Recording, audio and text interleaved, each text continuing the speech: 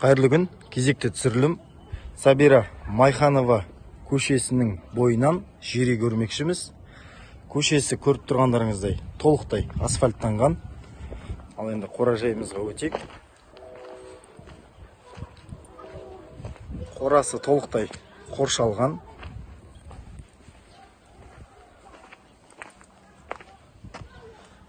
Жалпы қорамыздың көлемі 8 сотық. Қораның кіреберісінде бұл жерде үйіміздің септик орналасқан. Тереңдігі 3 метр. Көретін үйіміз 2021 жылғы толықтай күйдірілген қыштан салынған. Көлемі 18-де 15. Үйімізге газ, су барлығы кіргізілген. Ал бұл жақта бізде ескі үйіміз. Бұл биыл бұзу жоспарлануда тұрған үй. Ал енді үйіміздің ішкі бетіне өтетін болсақ.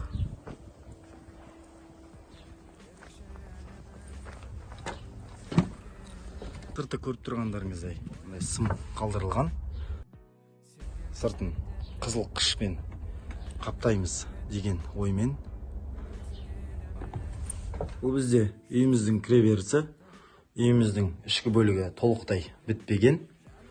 Ал осы кіреберістен солға қарай өтетін болсақ, ол жақта үйіміздің жуыну бөлмесі және дәретханасы орналасқан.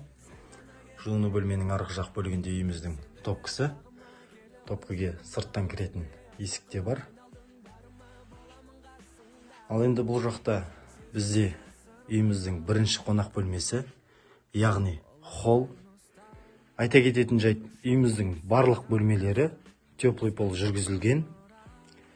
Ал осы кіреберістен оңға қарай жүретін болсақ, бұл жақта үйіміздің ас бөлмесі кең, терезесі пластик, үйіміздің стеналары толықтай сыланған. Ал осы ас бөлменің сол жақ бөлігінде үйіміздің екінші қонақ бөлмесі, яғни зал орналасқан. Бұл жерді арнайы арка жасаймыз деп қалдырып кеткен. Зал көріп тұрғандарыңыздай толықтай сыланған және кең, терезелері пластик. Бізде айта кететін жайт, үйіміздің барлық бөлмесінде осылай арнайы батарея жүргізетін трубалар шығарып кеткен. Үйіміз толықтай теплый пол болғанымен кейін батарея орнатуға болады. Ал осы залдың сол жақ бетінде үйіміздің бірінші жатын бөлмесі орналасқан.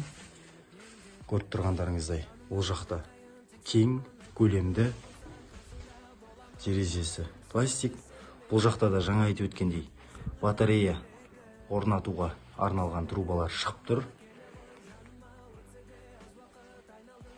Ал осы бірінші жатын бөлменің сол жақ бетінде үйіміздің екінші жатын бөлмесі орналасқан. Бізде екінші жатын бөлме. Ал осы екінші жатын бөлменің сол жақ бетінде үйіміздің үшінші жатын бөлмесі. Бізде үшінші жатын бөлме.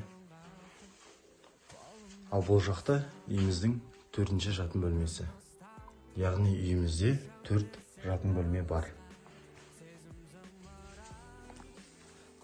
Ал бұл жақта бізде үйіміздің кладовкасы. Бұл жақтың өзі кладовка ретінде салынса да, бөлмесі кең. Ал енді осы үй жайлы сұрақтарыңыз болса, төменде көрсетілген байланыс нөміріне хабарласыңыздар.